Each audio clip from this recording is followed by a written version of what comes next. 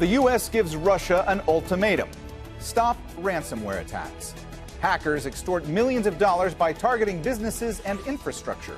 So, what's needed to stop the cybercriminals and contain the threat to global security? This is Inside Story.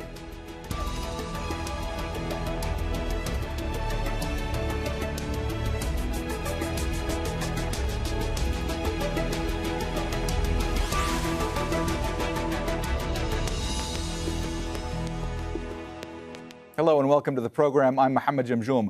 Ransomware attacks are becoming a global security threat. Hackers break into computer systems, lock up files, and hold them for ransom, as the name suggests. Many cybercriminal networks are believed to be in Russia, with most of their victims in the U.S. A recent attack on an American IT firm crippled nearly 1,500 businesses around the world. This prompted U.S. President Joe Biden to demand action from the Kremlin.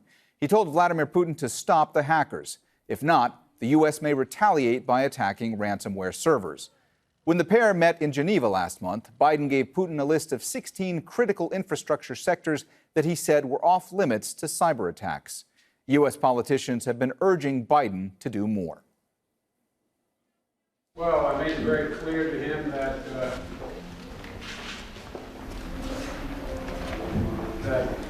the United States expects, when a ransomware operation is coming from his soil, even though it's not sponsored by the state, we expect them to act if we give them enough information to act on who that is. And secondly, that we've set up a means of communications now on a regular basis to be able to communicate to one another when each of us thinks something's happening in another country that affects the home country. And so it went well. I'm optimistic. You said 3 weeks ago there would be consequences. Will there be, sir? Yes. Ransomware gangs have launched a series of high-profile attacks in recent months. An assault on Colonial Pipeline in the U.S. disrupted almost half of the East Coast's fuel supply in May. The world's largest meat supplier, JBS, had to pay $11 million to resume its American operations last month. And last week, around 500 co-op supermarkets were forced to shut in Sweden.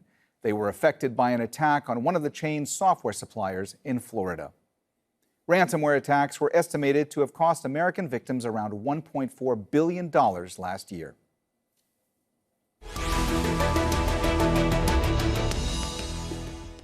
All right, let's bring in our guests. In Birmingham, Michigan, Richard Stienen, Chief Research Analyst at IT Harvest. Richard is also author of the books There Will Be Cyber War and Cyber Defense: Countering Targeted Attacks.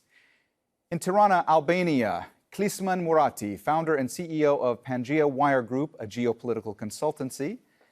And in Geneva, Stéphane Duguin, Chief Executive Officer of Cyber Peace Institute. Stéphane has led projects to counter cybercrime and online terrorism. A warm welcome to you all. Thanks for joining us today on Inside Story. Richard, let me start with you today. I'd just like to take a step back for a moment and ask you to explain to our viewers what exactly constitutes a ransomware attack and how it works. Yeah, it's pretty straightforward. A attacker finds some vulnerability inside a network or on somebody's computer, infects it, and downloads a tool, the ransomware software itself, that encrypts the complete hard drive, without a key that you know about.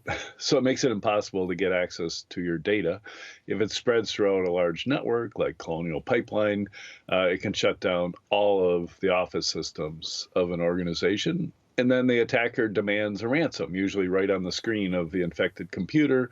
And they say, pay us X amount in fairly untraceable cryptocurrencies, and we'll give you the key to decrypt your hard drive. And it's as simple as that, but it's devastating.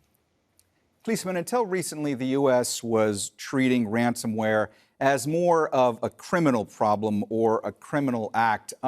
It seems that the thinking on that really changed, especially after this Colonial Pipeline attack and also this attack that happened over the 4th of July weekend. Is it now the case that the U.S. is treating ransomware and ransomware attacks as more of a national security threat?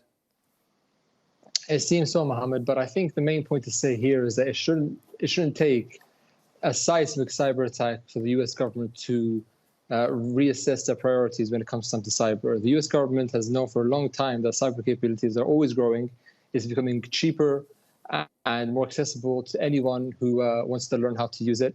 And they can cause devastating repercussions for the actions that they take. So this is, I think, a little bit too late, but hopefully not too little in terms of their reaction to these cyber attacks.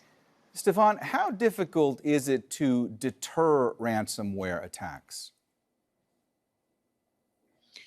It's linked to the complexity of the chain of attacks. Because as ransomware is a very simple type of attack, the number of actors that are behind it are quite numerous.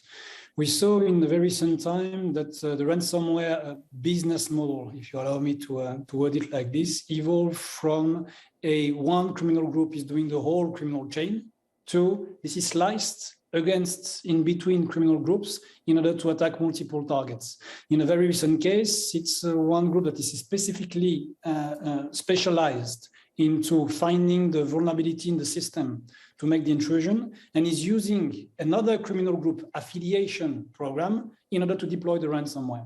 So to your question of deterrence, it's about the responsibility of states to reduce the space that criminals benefit today in order to live in a broad impunity in cyberspace, because that's kill a myth here. I mean, cyber criminals is not this guy in a hoodie that is hiding behind a computer. Cybercrime as a whole and cybersecurity is responsibility of states, and states have a big margin for maneuver to make this a successful deterrence campaign. Richard, President Biden has warned President Putin yet again, demanding that Russia do more to crack down on, cyber warfare and ransomware attacks. We've been down this road before, but if the U.S. now decides to actually retaliate against Russia, what exactly can it do? What does a retaliation look like? How does it play out? And can Russia then just escalate all of this, and can it get worse?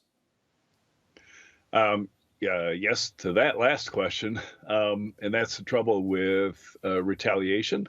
But obviously, President Biden has diplomatic options. He even has military options, as it's been over 10 years that the military has been kind of granted the ability to respond with kinetic attack against cyber attack, which they probably would in certain limited cases.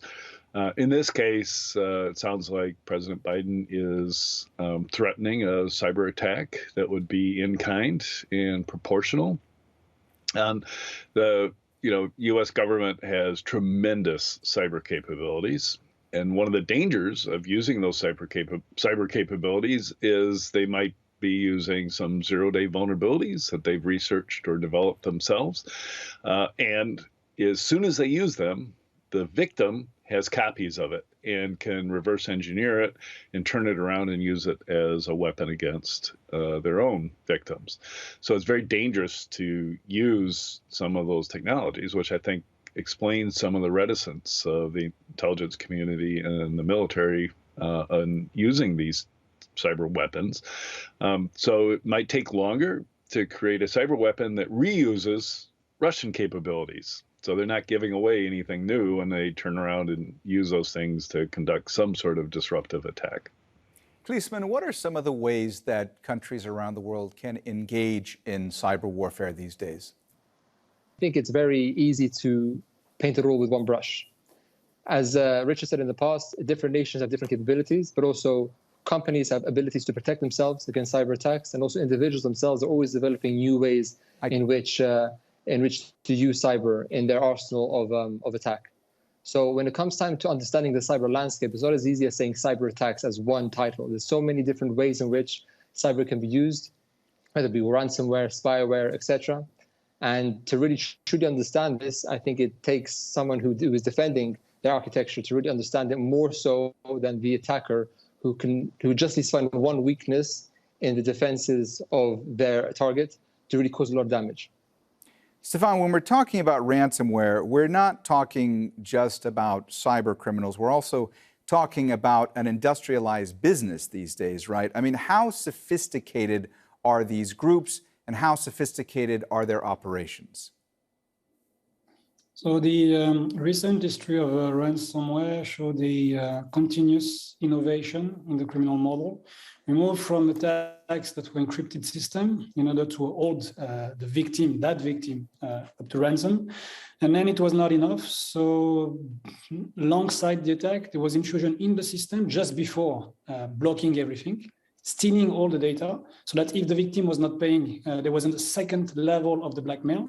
If you don't pay, we are going to make sure that your data will be leaked on the internet. And now we've seen another very dark innovation, which is these data that are stolen, they are used as targeted blackmail to each and every victim that in fact have their own data as part of the system that was targeted. We saw that not so long ago in Finland, where patients of a clinic saw their data stolen by a criminal, and each one of them was contacted by the criminal not to say, how you pay, I'm going to put your life, your conversation with psychologists out there on the internet. So it's quite a complicated business model. But to your point before, any state policy, any state foreign policy should start and end looking at the human cost of attack. So any dream that escalation, that retaliation is going to help deterrence is just a dream. Because at the end of the day, escalation will only lead to sophistication of attack, and will continue to have the one today that are victim being even more victim, meaning you and I, everyone that is using the cyberspace. Richard, Stefan was just talking about the business model of these ransomware criminals. As I understand it, they usually demand payment in cryptocurrency. And so I want to ask you if that makes this all much harder to trace. Yeah, completely. And that's, as a matter of fact, the cause of the surge in ransomware attacks was the availability of almost random way of getting paid. So in the past, ransoms were demanded with, wire transfers and Western Union, things like that. They're ultimately, were because of money laundering, were very traceable. And in 2009, we saw the first ransomware using Bitcoin, and now there are different versions of cryptocurrencies that are even less traceable than Bitcoin is. So it's definitely a driver of all of this. Policeman, if we're now at a moment where we are seeing countries start to shift their attitudes and treat cyber criminals more as threats to national security or even potentially terrorists, what legal avenues are available to these countries? How can they go after them going forward? That's a very good question, Mohammed. And I think what was missing so far in this conversation was the legal aspect, because any action that a nation state takes, they need to consider the legal ramifications. And Russia, I think, has probably some of the best legal scholars, because they're able to cause a lot of damage and do a lot of things which is in the gray zone of the law.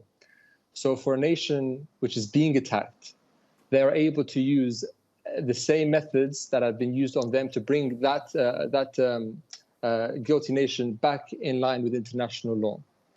But the issue is actually finding what law they broke in order for them to retaliate that way. Because if they can't find a legal basis for their retaliation, then the best they can use are retortion techniques. For example, sanctions or expelling diplomats, which is what the US and Europe have been doing towards Russian attackers for a long time. So it's the legal basis. What laws have they broken specifically? And with that, there comes their legal ability to then respond to that attack. But what becomes even more difficult is building coalition to say, yes, this is what has happened, and this is what we're going to do in response back to you. This is very difficult to bring a consensus together. And the Tallinn manual, which was created, I think, in 2007-8, and was updated recently, explains the legal basis for cyber attacks, outer space attacks, and other legal gray zones which nation states and now companies are facing in the modern world. Stefan, let me ask you the same question. What are the legal avenues available to countries around the world to deal with this? And also, are we going to start seeing more of a global and coordinated effort to counter the threat posed by ransomware? Thank you. It's a very good question. Let's not forget that cyber is just a mean to an end. So if the usage of cyber capabilities is happening in the context of a conflict, like an armed conflict between states, then the rules that are very well known and endorsed by the international community applies. International humanitarian law, the Charter of Trust, international law, and so on. There's also some specific convention in the context of cybercrime that exists. Some states signed it, some did not, like the Budapest Convention. And you have this whole body of norms that has been even recently again updated in United Nations GGE or Open-Ended Working Group, which is also explaining quite clearly the expectation in terms of behavior that should be predictable and very transparent by state. So a lot is there. The problem is that whilst attacks are exploding, I would say, at the speed of light, it looks like the community cannot even react now at the speed of law. So even if the body of law is there, it's not put in place. What is there to be done is more a acceptance by states that they are accountable, that there's accountability, and for the pledges that they take, the law that they obey to, there should be accountability. Today, the problem is that when there's an attack, there's not this body of knowledge that would be available for the victim, because again, we think in the Cyber Peace Institute that the important actor here is the victim, that will allow that person to understand, okay, I've been attacked, and the body of law I can refer to in order to get repair or to get justice is that one. And this is information I can use in order to seek redress, and this is absolutely missing. Richard, you know, this attack that occurred over July 4th weekend that targeted this American IT firm, I believe the company was based in Florida, you know, this crippled nearly 1,500 businesses around the world. That is staggering to think about. I'm curious to get your thoughts on how much America's cyber defenses, whether it comes to, you know, private enterprises or whether it comes to government institutions, actually need to be beefed up right now, and how vulnerable is the country from cyber attack? It feels like I've been beating this drum for at least 20 years, and most of the people in the security industry feel the same way. We keep telling you what to do and you don't do it. And I think it's just because, you know, a business managing somebody else's IT is just not aware of all the dangers to them. And Kaseya in the United States had a piece of software that was completely vulnerable, and several researchers had pointed it out over the years, including a group in the Netherlands. And those vulnerabilities were used in a very targeted and a campaign that occurred, of course, Friday of a 3-day holiday in the United States. So people wouldn't be able to react quickly enough to it. So I think that's yes, everyone's vulnerable. Of course, it's not the United States' problem. It's just the United States is the most, connected to the internet and relies the most and is deriving the most benefit from technology, right? And there's millions of companies that have moved to using the internet and the web and interacting with customers, especially post-COVID, working with their employees remotely. So the vulnerability and exposure just increases constantly and grows as fast as everybody's economies have been growing since the late 1990s. So we're just wide open, and it's something we have to learn to live with. Kliesman, is the cybersecurity industry stretched far too thin right now? And if so, what are the implications of that? Sure. I think the thing to keep in mind, Mohammed, is that not every company has the same capabilities financially and also in terms of their knowledge base to deal with these cyber attacks. Small and medium-sized enterprises, especially now with COVID, are barely getting by as it is. So add onto that cyber costs and cyber regulation and cyber preparedness, which is naturally going to now develop as an industry unto itself, which is it is currently developing probably to the size of anti-money laundering legislation and checks. If we see cyber becoming an industry unto itself, which it is, costs for businesses are going to rise, which means their bottom lines are going to be squeezed, which means they're going to be under a lot more pressure and stress, especially now during COVID. We don't know when this is going to end. So it's costs are a big thing. It's also their knowledge is also another big thing. And also bigger firms are now thinking about how to defend against them, which is going to cost them money. But the good thing that's coming out of this is that governments are waking up more and more so, slowly albeit, but waking up more and more so to helping the private sector combat cyber attacks. Although if you ask the cyber criminals, they say that nothing will deter them. They'll just continue being more innovative and finding holes in systems as time passes, which is natural. With a technology like this, it's continuous and it's exponential in its development. So it's going to be a continual battle, and this is only the beginning. Stefan, I want to get back to the issue of cryptocurrency for just a moment. From your vantage point, how much has the availability of cryptocurrencies contributed to the rise of ransomware attacks? So it's one of the many accelerating factors, but not the only one. The fact that, of course, you can obfuscate the follow the money trail is helping a lot criminal scheme, but just not only ransomware. I would say it's an impact on the wider organized crime ecosystem. But never forget that this kind of innovation against the follow the money have been at the core of the history of crime for decades. Before ransomware, before cryptocurrencies, there was a lot of fantasies that the criminals were moving their money across bank accounts in the world, where in fact they were using cash, and very innovative way to use cash all around the world to make sure they could profit from their crime. So we should also be careful about this. But for sure, a way to investigate properly ransomware would be to have a clear capability to investigate all the money laundering that is linked to the criminal model, for sure. Richard, I saw you nodding along to some of what Stefan was saying there. Did you want to jump in and add to the point he was making? Yeah, I follow the solutions, the security solutions, and now I'm seeing several organizations that are trying to track the ransomware wallets, the actual long identifiers associated with each cryptocurrency, and they're collating lists. Anybody who's attacked by ransomware shares, hey, this wallet is the one that they wanted me to pay into, and by that they're kind of doing a broad-based analysis of where all the money is flowing, because eventually, each crypto wallet that's used is emptied and put into a bigger one, and that's probably the one that belongs to the cyber criminals. So there's technology coming to bear to hope to locate and identify the people who are controlling the ransomware attacks. Stefan, it looked like you wanted to jump in as well. Did you have a reaction? Yes, it's a very good point that is just made now, and make me think about your question before. What can states do in terms of deter this whole escalation? Resources, investments in law enforcement, in independent justice, in order to be sure that when criminals are innovating, and there's the same level of innovation when it comes to law enforcement and justice, not something that is coming from an authoritarian point of view of how to make investigation, but having the right resources for the entities, law enforcement and justice, that are there to protect the public. Kliesman, from your vantage point, what are the concrete steps that need to be taken to stop cyber criminals and to contain this threat to global cybersecurity?